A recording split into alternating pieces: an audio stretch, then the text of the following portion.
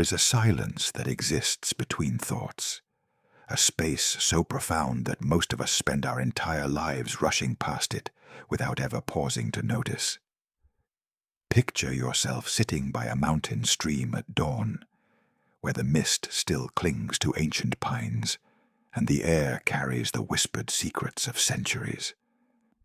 In that stillness, just before the mind begins its daily chorus of commentary and concern, there exists a question that has haunted human consciousness for millennia. The wind moves through the branches above, each leaf trembling with a truth we've somehow forgotten. And in that trembling lies the heart of our deepest mystery. You know that feeling when thoughts seem to appear from nowhere, like uninvited guests arriving at your door.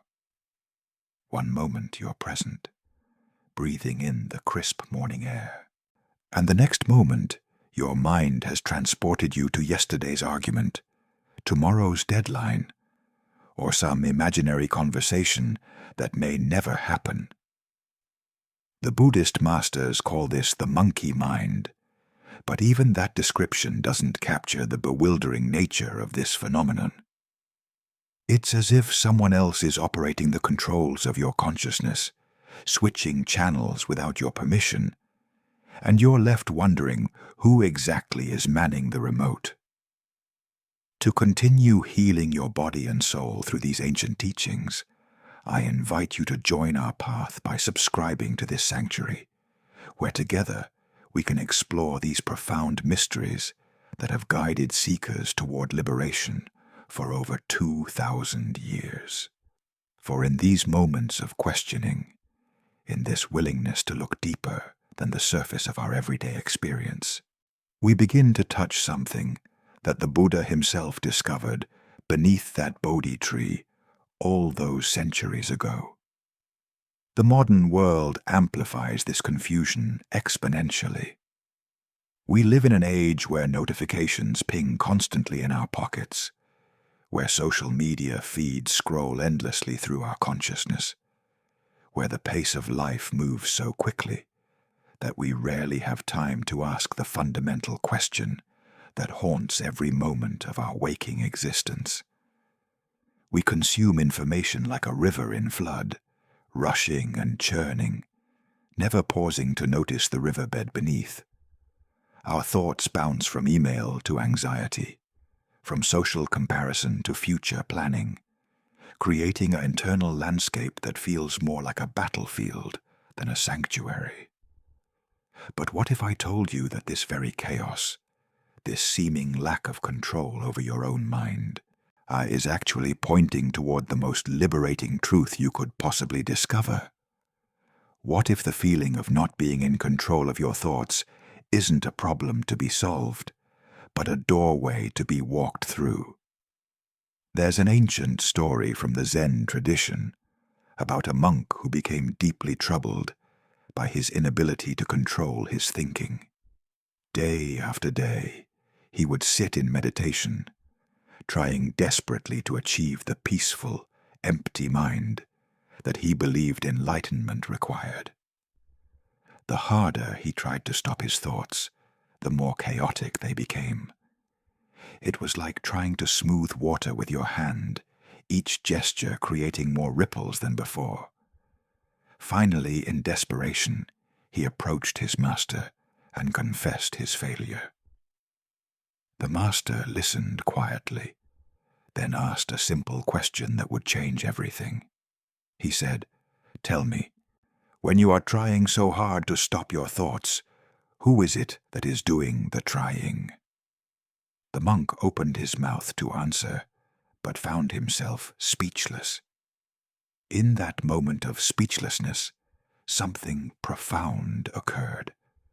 The question itself had revealed the very assumption that was creating his suffering. Who indeed is doing the trying? Who is the one supposedly in control? And if you cannot find this controller when you look directly for it, what does that tell you about the nature of your thoughts, your mind, and ultimately your very sense of self? The Buddha's teaching on anatta, or no-self, isn't merely a philosophical concept to be understood intellectually. It's an invitation to investigate your direct experience with the curiosity of a detective and the gentleness of a loving parent. When thoughts arise in your awareness right now, but as you listen to these words, notice how they seem to appear spontaneously. Notice how one thought leads to another through a process that feels automatic, like dominoes falling in a preset pattern. The thought about what you'll have for dinner leads to the memory of yesterday's meal, which triggers a judgment about your eating habits, which spirals into a worry about your health, which reminds you of your aging parents, and suddenly you're lost in a complex web of mental activity that began with a simple sensory impulse. This is what the Buddhist teachings call dependent origination, the principle that everything arises in dependence upon causes and conditions. Your thoughts don't emerge from some central command center called you. They arise from the interaction of countless factors: your biological state, your recent experiences, or your habitual patterns of thinking, the sensory input of this very moment, the emotional residue of past events, and influences so subtle that consciousness cannot even track them. It's like watching clouds form in the sky. The clouds don't emerge from a cloud maker. They arise from the interaction of temperature, humidity, atmospheric pressure, and countless other conditions coming together in precisely the right way. Feel this for yourself right now. Place your hand on your chest and notice your heartbeat. You don't have to think your heart into beating. You don't consciously direct the complex orchestration of electrical impulses, muscle contractions, and blood flow that keeps you alive. Your heart beats because conditions support its beating. Similarly, your thoughts think themselves because conditions support their thinking. The sense that you are thinking your thoughts is itself just another thought arising within the stream of consciousness, no more substantial than the reflection of the moon on the surface of that mountain stream. But if there's no thinker behind the thoughts, if this sense of being a separate self who controls the mind is itself just another mental formation, then what remains? What are you really, beneath all the mental commentary and self-referential thinking that seems to define your experience of being human? This question brings us to the heart of Buddhist understanding, to a recognition so simple and yet so profound that it has the power to completely transform how you relate to every aspect of your existence. Imagine you're sitting in a movie theater, completely absorbed in the film. The drama unfolds on the screen, how the music swells, emotions rise and fall, and you're carried along by the story. But then, suddenly, you remember where you are. You remember that you're sitting in a seat, watching images projected on a screen.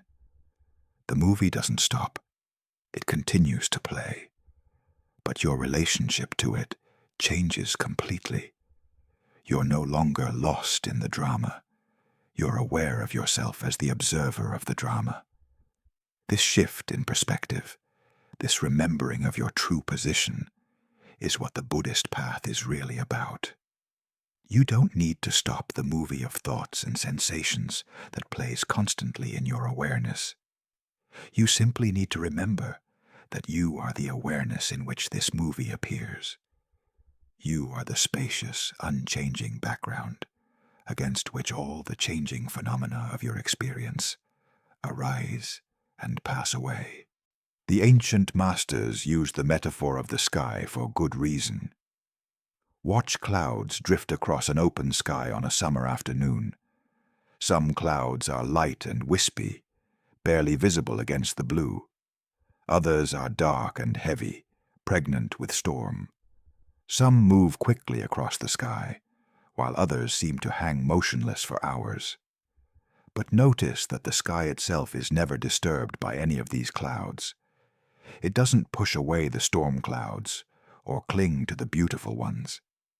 It doesn't judge the fast-moving ones as better than the slow ones. The sky simply provides the space in which all clouds can appear and disappear according to their nature. Your awareness is like this sky. Thoughts, emotions, sensations, perceptions, they all arise and pass away within the space of your awareness, like clouds drifting through an infinite sky. Some are pleasant, some unpleasant. Some capture your attention, others barely register. Some seem to last forever, others flash by in an instant. But the awareness itself, the very capacity to know that these experiences are occurring, remains constant and unchanging, like the sky that holds all weather. When you really see this, when you recognize your true nature as this aware presence, rather than as the temporary formations that appear within it, something profound shifts in how you experience life. You begin to realize that you have never actually been the small, separate, vulnerable self you thought you were. You have always been this vast, unchanging awareness, and all the drama of your personal story has been playing out within this awareness, like a dream playing out within the mind of a dreamer. But here's where many people become confused or even frightened by these teachings. They worry that recognizing the lack of a separate self means becoming passive, disconnected, or somehow less human. They fear that if they're not their thoughts, if there's no solid self to defend and protect, they'll lose their motivation, their personality, their capacity to love and be loved. This fear arises from a misunderstanding of what is actually being pointed to. Let me share another story from the tradition, one that illustrates this beautifully. There was once a great master who was known for his extraordinary compassion. He would spend his days caring for the sick, feeding the hungry, teaching the confused, and comforting the grieving. One day, a student approached him with a challenge. "Master," the student said, "you teach that there is no self, that all beings are empty of inherent existence. But I see you acting with such love and care for others. If there is no self and no others, why do you work so tirelessly to help?" The master smiled and pointed to his reflection in a nearby pond. "Look," he said, "do you see my reflection in the water?" "Yes," replied the student. "Now," said the master, "if a child were drowning in this pond, would my reflection jump in to save the child?" The student was puzzled. "Of course not, master. The reflection cannot act. It has no substance." "Exactly," said the master. "Yet if a child were drowning, I would not hesitate to jump in myself. The reflection is empty, but the water is wet. The self is empty, but compassion is real." This teaching points to something crucial that is often misunderstood. When we recognize the empty nature of the separate self, we don't become less human. We become more fully human. We don't lose our capacity for love. We discover that love is our very nature. We don't become passive. We become responsive to life in a way that is free from the distortion of self-centered fear and desire. Think of it this way. When you're completely absorbed in a beautiful piece of music, where is your sense of being a separate self? When you're gazing at a sunset that takes your breath away, when you're holding a newborn baby, when you're lost in deep conversation with a dear friend, what happens to the mental commentary that usually defines your experience of being you? In these moments, the self-centered thinking quiets down. and you experience a kind of fullness, a completeness that doesn't depend on maintaining any particular identity or defending any particular position. This is your natural state, not some special spiritual achievement. The problem is that we've become so identified with the mental commentary, so convinced that we are the narrator of our experience, that we've forgotten how to access this natural way of being. We've become like actors who have forgotten their acting, so completely absorbed in their role that they believe they actually are the character they're portraying. The practice of mindfulness, of simply observing the flow of thoughts and sensations without immediately identifying with them, is a way of gradually remembering your true nature. It's like slowly waking up from a dream, not by force, but by gently increasing your awareness until the dream state naturally dissolves. When you sit quietly and watch your thoughts arise and pass away, you're practicing this gentle awakening. When you notice that you've been lost in thought and simply return your attention to the present moment without judgment, you're strengthening your capacity to remain aware of awareness itself. But don't think that this practice is limited to formal meditation. The most profound awakening happens in the midst of ordinary life, in those moments when you remember to pause and notice what is actually happening right now. When you're washing dishes, feel the warm water on your hands. When you're walking, notice your feet touching the ground. When you're listening to someone speak, really listen, without preparing your response or judging what they're saying. In these simple moments of presence, you're practicing the art of being aware without the filter of self-centered thinking. What begins to emerge through this practice is a profound sense of freedom. Not the freedom to control your experience, but the freedom that comes from realizing you were never actually in control in the first place, and that this lack of control is not a problem to be solved, but a truth to be embraced. It's the freedom that comes from recognizing that you are not the small, separate, struggling self you thought you were, but rather the vast, spacious awareness in which all struggle appears and resolves. There's a beautiful phrase in the Zen tradition: great doubt leads to great awakening. The doubt being referred to isn't intellectual skepticism, but rather the willingness to question your most basic assumptions about the nature of your existence. When you really look for the thinker behind your thoughts, when you search for the solid self you believe yourself to be, when you examine your direct experience with honest curiosity, what you find is not what you expected. You find space where you expected substance, flow where you expected fixity, freedom where you expected constraint. This discovery doesn't happen all at once for most people. It's more like watching the sun rise slowly over the mountains, gradually illuminating a landscape that was always there, but hidden in darkness.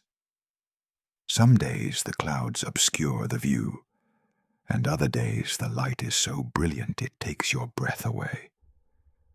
But once you've seen even a glimpse of this landscape, once you've tasted even a moment of this freedom, you can never quite forget it entirely.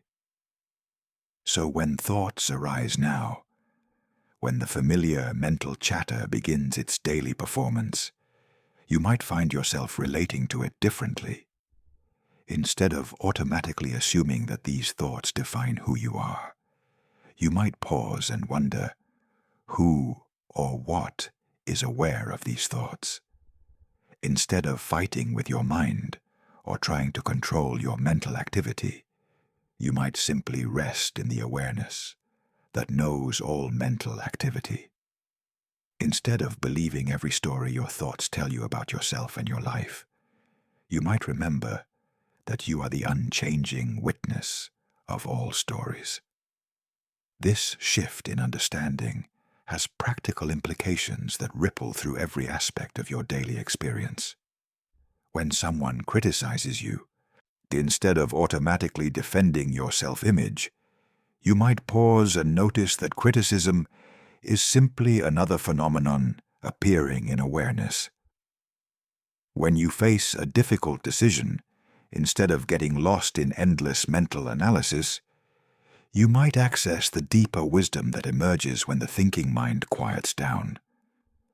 When you experience strong emotions, instead of being overwhelmed by them or trying to suppress them, you might rest in the awareness that remains calm and spacious, even in the midst of emotional storms.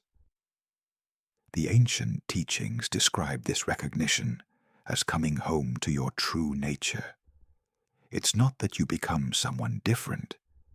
It's that you stop pretending to be someone you never actually were. You stop trying to be the controller of your experience and remember that you are the aware space in which all experience unfolds. Do you stop believing that your thoughts define you and recognize that you are the witness of all thoughts? You stop searching for happiness and fulfillment in external conditions and discover the completeness that has always been present at the core of your being. But perhaps the most beautiful aspect of this understanding is how it transforms your relationship with others. When you recognize that there is no solid, separate self at the center of your experience, you naturally begin to see that others are not solid and separate either. The boundaries between self and other begin to soften, not in a vague, conceptual way, but through direct recognition of the aware presence that is the true nature of all beings.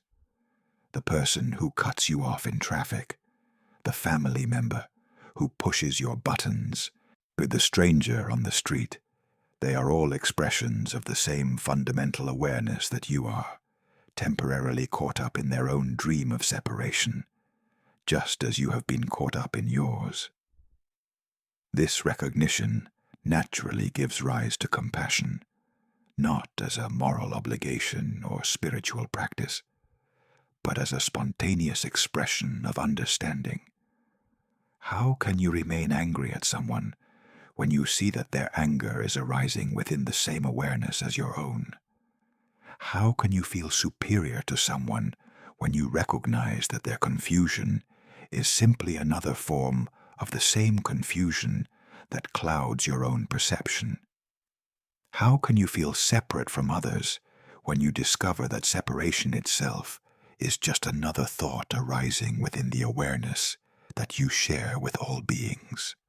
As the mountain stream continues its eternal flow toward the ocean, carrying with it the minerals of ancient rock and the memory of distant snow, so too does this understanding flow through your life, gradually wearing away the hard edges of separation and revealing the smooth bedrock of your true nature. The mist still rises from the water at dawn, each droplet catching the light like a tiny prism. And in that light, you might glimpse the truth that the mystics have always pointed toward. You are not separate from the light. You are not separate from the mist. You are not separate from the stream or the mountain or the vast sky that holds it all. You are the awareness in which this entire magnificent display appears, plays out its eternal dance, and dissolves back into the silence from which it emerged. And in that silence, between thoughts, in the space that has always been there but somehow escaped your notice, you might finally hear the answer to the question that began this journey. Who's thinking your thoughts? No one at all, and everything at once. The question dissolves, not because it's been answered, but because the one who was asking it has remembered who they really are.